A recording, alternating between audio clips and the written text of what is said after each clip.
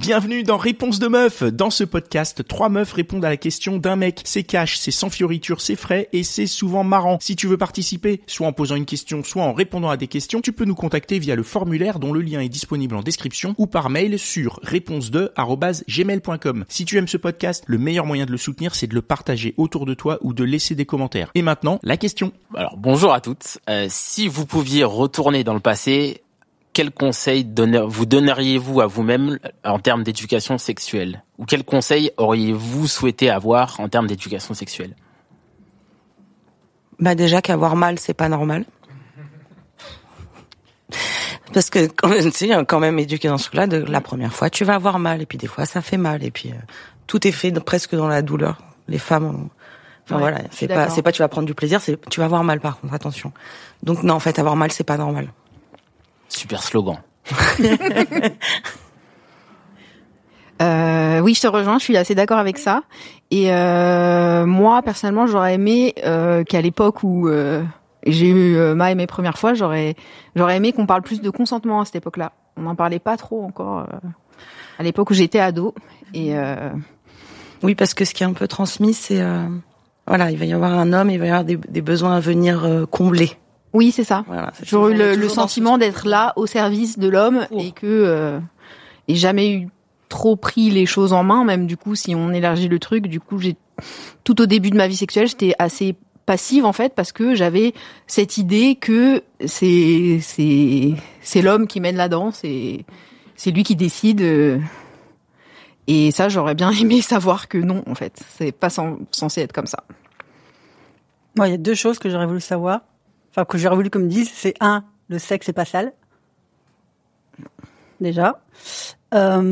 Déjà qu'on en parle tout court, parce que se faire son idée sur comment ça se passe le sexe dans la vraie vie, aujourd'hui, effectivement, il y a plein de comptes qui en parlent, mais nous, à l'époque, on avait Walou, quoi.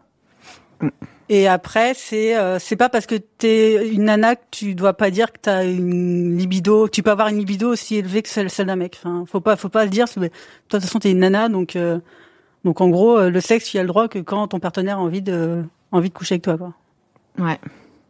Ça rejoint ce que je disais, du coup, cette idée que les femmes sont au service du plaisir de l'homme et que ça peut pas être l'inverse. Alors qu'en fait, si, ça peut être. Bah clairement, ça peut clairement être l'inverse. Voilà, moi, ce que je me serais dit à moi ado. C'est tout. Je sais pas, tu as besoin qu'on rajoute quelque chose? Non, mais c'est parce que quand les mecs avaient beaucoup plus de conseils, étaient beaucoup plus prolifiques. Et effectivement, par rapport à la situation actuelle qui a, j'imagine, énormément évolué par rapport à l'adolescence, puisque l'idée c'est un peu d'aborder l'adolescence. Donc la situation a évolué de vous-même, c'est-à-dire vous n'êtes plus les mêmes personnes ados et adultes, et vous avez appris énormément de choses depuis. Et elle a aussi évolué dans le contexte social. Il y a eu des changements très forts aujourd'hui entre ce qui était à l'époque de l'adolescence, donc vous l'avez abordé. Mais du coup, est-ce qu'il n'y a pas encore plus de choses que vous donneriez comme conseil? Ou est-ce qu'il y a peut-être un petit 3e conseil que je me serais donné, c'est que je fut une époque, j'étais très fleur bleue. Donc pour moi, c'était, et t'entendais partout que la première fois, faut être amoureuse, machin. Donc en fait, moi je suis une vierge tardive. Et alors je me dis finalement, putain, en fait, si t'as envie de sexe, si t'as envie d'y aller, enfin, attends pas de tomber amoureuse d'un mec, quoi. Enfin, trouve juste un mec qui te plaise et vas-y. Voilà. Donc en fait, tu dirais, faut y aller plus, quoi. Si t'as envie, faut y aller. Faut pas se dire faut que j'attende mon prince charmant pour avoir ma première fois, pour offrir ce merveilleux cadeau qui n'est pas du tout un cadeau. Enfin, j'aurais bien aimé qu'on me dise que mon physique ne conditionnait pas le fait de pouvoir accéder justement à la sexualité. Ça, je pense que ça permet de lever, comment ça vient impacter sur les complexes, sur comment on se considère, sur le fait qu'on nous regarde, pour qu'on nous regarde pas. Non, je ne suis pas, même avec le corps que j'ai, je suis une femme et mon désir, il est tout autant valable qu'une femme qui va correspondre à des standards très bonnes, enfin voilà, tous ces trucs-là. Et aujourd'hui, adulte, c'est un travail qui a été fait, mais aujourd'hui adulte, ce n'est plus quelque chose qui me freine, mais oui, c'est quelque chose qui a freiné pendant longtemps, parce que pendant longtemps, étant persuadée, ayant bien reçu tous les messages qui étaient autour de moi, que non, ça c'est pas pour moi. Voilà. Moi, je vais plus basique peut-être, mais j'aurais bien aimé être renseignée sur l'orgasme féminin. Parce qu'aujourd'hui, on est assez renseigné, que ce soit sur les réseaux sociaux, partout, c'est quelque chose qui est plus du tout un tabou.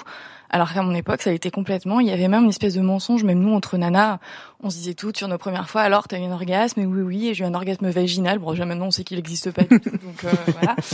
Et si je parle juste de moi j'ai mon premier orgasme réellement genre à 23 ans, alors j'étais sexuellement active depuis quelques temps déjà, et je l'ai eu par moi-même en fait. Et si on m'avait plus expliqué comment fonctionnait l'orgasme féminin et que c'était pas sale, que c'était pas un tabou, que c'était ok, je vois pas comment le mec que j'avais en face de moi, qui avait de toute façon 17, 18 ans aussi, aurait pu savoir comment moi je fonctionne, alors que moi-même je le savais pas, parce que c'était complètement tabou. Donc savoir comment fonctionne cet orgasme féminin beaucoup plus tôt, et prendre du plaisir du coup beaucoup plus tôt, que ça s'améliore par la suite, quoi. Voilà, tout simplement, parce que c'est vrai que l'orgasme masculin entre guillemets est assez mécanique, donc on le voit un peu de partout, alors que l'orgasme féminin c'est très très récent. C'est un sujet qui est abordé.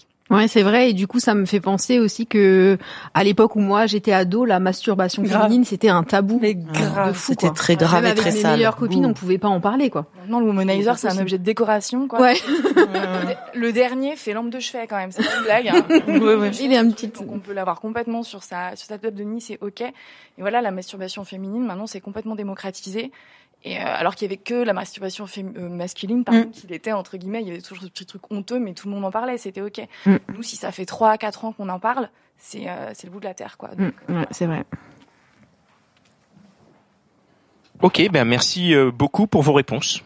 Merci. Et voilà, c'est tout pour aujourd'hui. J'espère que l'épisode t'a plu. Si c'est le cas, partage-le autour de toi. Si ça se trouve, il y a quelqu'un dans ton entourage qui a besoin d'entendre ce qui s'est dit dans cet épisode. Et si t'as envie d'en découvrir encore plus, tu peux aussi aller écouter Réponse de mec, c'est complémentaire. Et si t'as envie de participer, soit en posant une question, soit en répondant à des questions, tu peux nous contacter sur réponse2@gmail.com ou passer par le formulaire. Le lien est disponible en description. Encore merci pour ton attention. On se retrouve ici même la semaine prochaine.